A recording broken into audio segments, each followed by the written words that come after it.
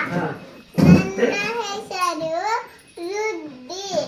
ಇಂದು ನಾವು ನಮ್ಮ ಶಾಲೆಯಲ್ಲಿ ಸ್ವಾತಂತ್ರ್ಯ ದಿನಾಚರಣೆಯ ಆಚರಿಸುತ್ತಿದ್ದೇವೆ. ನಿಮಗೆಲ್ಲರಿಗೂ ಸ್ವಾತಂತ್ರ್ಯ ದಿನಾಚರಣೆಯ ಶುಭಾಶಯಗಳು. ನನಗೆ ನನ್ನ ದೇಶ ಎಂದರೆ ತುಂಬಾ ಇಷ್ಟ.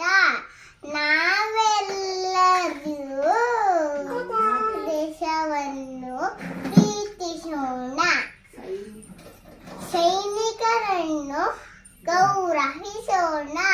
ಇಷ್ಟು ಮಾತನಾಡಲು ಅವಕಾಶ ಕೊಟ್ಟ ನಮಗೆಲ್ಲರಿಗೂ ಧನ್ಯವಾದ.